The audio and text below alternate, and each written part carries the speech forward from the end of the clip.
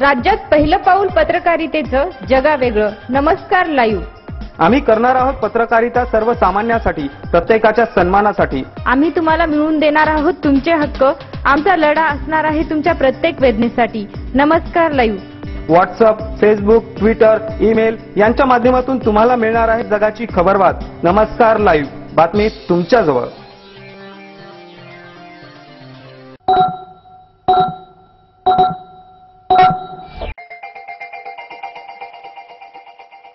Good evening. मी प्राची चौधरी.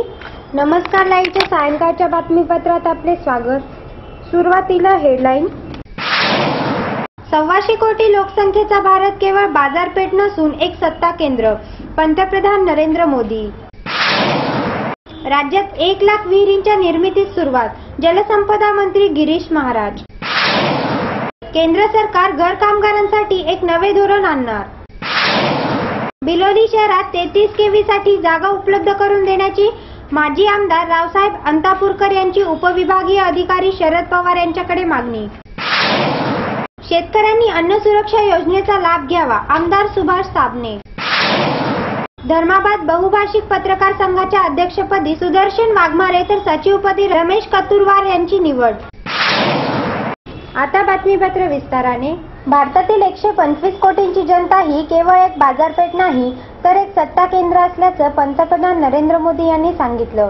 ते सोमवारी संयुक्त अरब अमिरातीमधील UAE मस्दार येथे आयोजित करण्यात आलेल्या गुंतवणूकदारांच्या परिषदेत बोलत होते. भारत ही एक जागतिक स्तरावर झपाट्याने वाढणारी अर्थव्यवस्था आहे. भारतामध्ये रेल्वेपासून शेतीपर्यंत सर्वच क्षेत्रात प्रचंड प्रमाणात संधी उपलब्ध आहेत. त्यामुळे आगामी काळात भारत आणि UAEने एकत्रित काम केल्यास 21वे शतक हे आशियाचे शतक म्हणून ओळखले जाईल, असा विश्वास मोदींनी आपल्या भाषणात व्यक्त केला. याशिवाय मोदींनी गुंतवणूकदारांना गैरसमजामुळे आजपर्यंत अडकून पडलेल्या सर्व समस्या मी सोडवेन असे आश्वासनही दिले. यावेळी मोदींनी भारतातील घरबांधणी क्षेत्रात कशा प्रकारे गुंतवणुकीच्या आणि विकासाच्या संधी उपलब्ध आहेत हे पटवून देण्याचा प्रयत्न केला. बांधकाम क्षेत्रात आम्हाला तंत्रज्ञान, वेग आणि चांगल्या दर्जाची घरे बांधण्याची गरज आहे.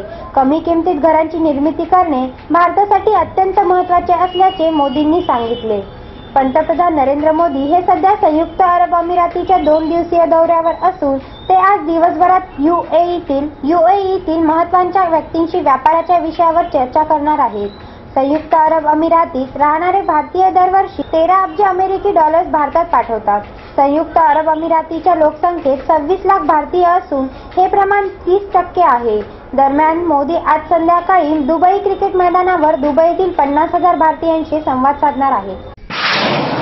शेतीला शाश्वत सिंचन उपलब्ध व्हावे यासाठी राज्यात 1 लाख विहिरी आणि 50,000 शेततळी निर्माण करण्याचा कार्यक्रम स्वातंत्र्य दिनापासून सुरू करण्यात येत असल्याची माहिती जलसंपदा मंत्री तथा जिल्ह्याचे पालकमंत्री गिरीश महाजन यांनी दिली.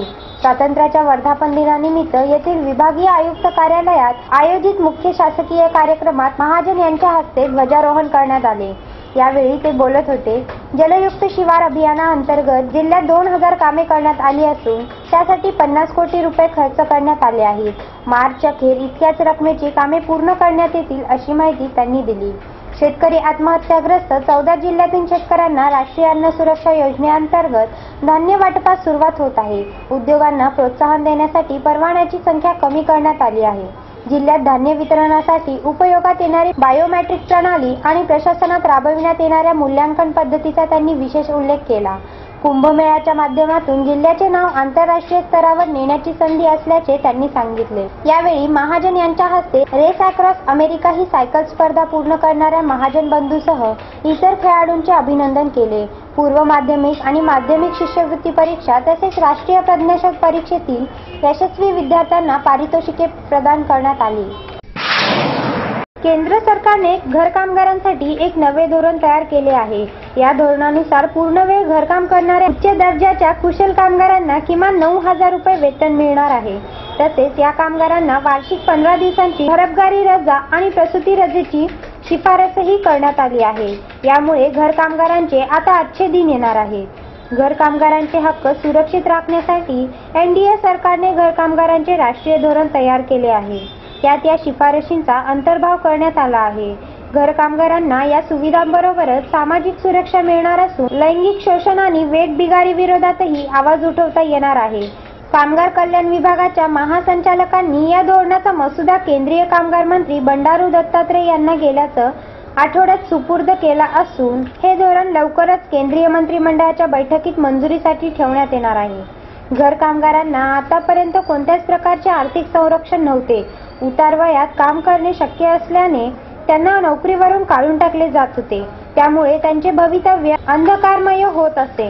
मात्र यापुढे त्यांची अशी स्थिती राहणार नाही. त्यांना आता सामाजिक सुरक्षा योजनेचा भक्कम आधार लाभणार आहे. या योजनेअंतर्गत घर कामगारांची सेवा घेणाऱ्यांना आता त्यांच्या भविष्यासाठी आर्थिक योगदान द्यावे लागणार आहे. या राष्ट्रीय धोरणामध्ये घर कामगारांच्या हक्कांचा विचार करण्यात आला आहे. कामगारांना शिक्षणाचा अधिकार, कामावर सुरक्षित वातावरण आणि त्यांच्या दुःखांचे निवारण करण्यासाठी यंत्रणा तयार करण्याबाबत तरतुदी यात करण्यात आल्या आहेत. तसेच कामगार आणि मालक एकत्र येऊन परस्पर सामंजस्याने निर्णय घेण्याचा अधिकार त्यांना असेल. घर कामगारांच्या होत असलेल्या शोषणाच्या पार्श्वभूमीवर त्यांच्या कल्याणासाठी आणि सुरक्षतेसाठी घर कामगार धोरण निश्चित करणे गरजेचे होते. आंतरराष्ट्रीय कामगार संघटनांच्या मानांकनानुसार हे धोरण तयार करण्यात आले आहे. वेळ झाली आहे छोट्याशा विश्रांतीची. तुम्ही ऐकत राहा नमस्कार लाईव्हचं बातमीपत्र. शुभेच्छा पाठवा सुंदर बुकेसह संपूर्ण भारतात आणि 190 देशात कुठेही बुके पाठवण्याची सोय फक्त फ्लॉवर अँड फ्लॉवर्सवर. Bouquet, stage decoration, room decoration आणि कार डेकोरेशनचे सृजनशील नाव flower and flowers, centre point, Shivajinagar, Nanded. संपर्क 73 50 62 56 56. फ्लावर सोबत चॉकलेटचा sale. Heart shape chocolate, lip shape chocolate, happy birthday chocolate, anniversary chocolate, I love you chocolate, टिंचाक डिचाक डिंचाक डिचाक. विविध शेपचे गिफ्ट पॅकिंग मध्ये चॉकलेट, खाण्यासाठी पोटलीचे चॉकलेट. डिंचाक डिचाक डिंचाक डिचाक. विश्रांतीनंतर पुन्हा एकदा स्वागत. बिलोलीसाठी 33 केव्ही मंजूर झाले आहे. तत्कालीन आमदार रावसाहेब अंतापूरकर यांच्या पाठपुराव्यामुळे बिलोलीसाठी 33 केव्ही मंजूर झाले आहे. नागरिकांना विनाखंडित वीज पुरवठा उपलब्ध करून देण्यासाठी शासन प्रयत्नशील असून त्यांचा एक भाग म्हणजे या ठिकाणी शासनाच्या खर्चातून तयार करण्यात येणारे 33 केव्ही वीज केंद्र आहे. याच्या माध्यमातून स्थानिक ग्रामस्थांना वीज पुरवठा नियमितपणे उपलब्ध होईल. महाराष्ट्र राज्य विद्युत वितरण कंपनीच्या द्वारे उभारण्यात येणाऱ्या 33 केव्ही सेंटरच्या उभारणीनंतर बिलोली परिसरातील भागातील 16 गावांना वीज पुरवठा करता येणार आहे. केंद्राचे काम मंजूर करण्यात आलेले आहे. बिलोली शहरात 33 केव्ही साठी एकर जागा उपलब्ध आहे. उपलब्ध करून द्या यासाठी देगलूर बिलोली विधानसभेचे 33 केव्ही साठी एकर जागा उपलब्ध करून द्या यासाठी देगलूर बिलोली विधानसभेचे माजी आमदार रावसाहेब अंतापूरकर यांनी उपविभागीय अधिकारी शरद पवार यांना मागणीचे निवेदन देण्यात आले. त्यावेळेस माजी नगर अध्यक्ष भीमराव जेठे, गटनेता अमजद चाऊस, काँग्रेस अल्पसंख्याकचे तालुकाध्यक्ष वलिउद्दीन फारुकी, देगलूर बिलोली विधानसभेचे सचिव सय्यद रियाज, एजी कुरेशी, मकरंद बोधनकर, संदेश जाधव, प्रकाश पोवाडे, रफत खान, वसीम बेग आदींचा सहभाग होता. बिलोलीत यंदा पाऊस कमी पडल्याने शेतकरी चिंतेत आहेत. काही प्रमाणात दिलासा मिळावा यासाठी शासनाने मराठवाड्यातील एकूण 8 जिल्ह्यांमध्ये शेतकऱ्यासाठी राष्ट्रीय अन्न सुरक्षा योजनेचा लाभ देण्याचा निर्णय घेतला. त्या अनुषंगाने बिलोली तहसील पुरवठा विभाग व स्वस्त धान्य दुकान संघटनातर्फे या योजनेचा शुभारंभ व उद्घाटन बिलोली देगलूरचे विधानसभेचे आमदार सुभाष साबणे यांच्या हस्ते करण्यात आले. यावेळी त्यांनी शेतकऱ्यांना अन्न सुरक्षा योजनेचा लाभ घेण्याचे आवाहन केले आहे.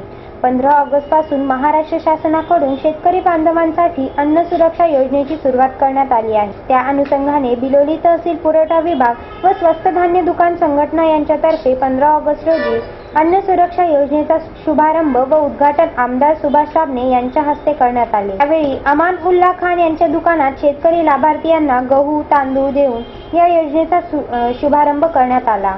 बिलोली तालुक्यात एकूण 64,000 लाभार्थी झाले. केशरी शिधापत्रिकेवर कुटुंबातील लाभार्थीप्रमाणे प्रति व्यक्ती 5 किलो गहू 2 रुपये, तांदूळ 3 रुपये या दराने मिळणार आहे. या योजनेची अंमलबजावणी दिनांक 15 ऑगस्ट पासून सुरू झाली आहे. आमदार सुभाष साबणे यांनी सांगितले की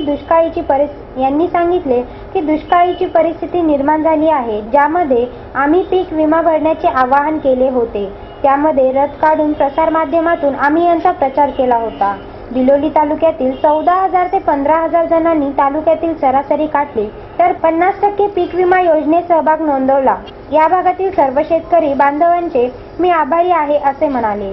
यावेळी प्रमुख पाहुणे बिलोलीचे नगरपालिकेचे अध्यक्ष आमदार बाखी, आमदार बशीर, सभापती व्यंकट पांडवे, तहसीलदार सुरेखा स्वामी, नायब तहसीलदार नरावाड, पेशकार शेख वाजिद, शिवसेना उपजिल्हा प्रमुख विश्वनाथ सामंत, शिवसेना युवा सेना उपजिल्हा प्रमुख संतोष पाटील, पत्रकार राजेश गंगंबार, शिवसेना तालुका संघटक शंकर मावळगे, शहर प्रमुख अशोक तुंबडे, शेख बाबू मिया, रमेश जेटे आदींची उपस्थिती होती. आता बातम्या संक्षिप्त स्वरूपात. शिवशाहीर बाबासाहेब पुरंदरेचा महाराष्ट्र भूषण पुरस्कार रद्द करा, विरोधी पक्षनेते राधाकृष्ण विखे पाटील यांची मागणी. उधमपूर दहशतवादी हल्ल्यातील पकडलेला जिवंत आरोपी नावेदची लाय डिटेक्टर टेस्ट करण्यास कोर्टाची परवानगी. भारतात 2022 पर्यंत 5 कोटी स्वस्त घरे बनविण्याचे आमचे लक्ष्य आहे, पंतप्रधान नरेंद्र मोदी. सरकारी बँकात पुढच्या 2 वर्षात 80,000 कर्मचारी आणि अधिकाऱ्यांची पदे रिक्त होणार. AIPMT फेरपरीक्षेचा निकाल जाहीर. आजचा सुविचार. सर्वच प्रश्न सोडून सुटत नसतात, काही प्रश्न सोडून दिले की सुटतात. विशाल राठोड. नमस्कार लाईव्ह वाचक. आजचे हवामान अंदाज. 27 डिग्री सेल्सिअस ते 29 डिग्री सेल्सिअस आहे. उद्या दिनांक 18 ऑगस्ट 2015 चे हवामान अंदाज 30 डिग्री सेल्सिअस ते 32 डिग्री सेल्सिअस राहील. पावसाची शक्यता मध्यम. शेवटी पुन्हा एकदा हेडलाईन्स.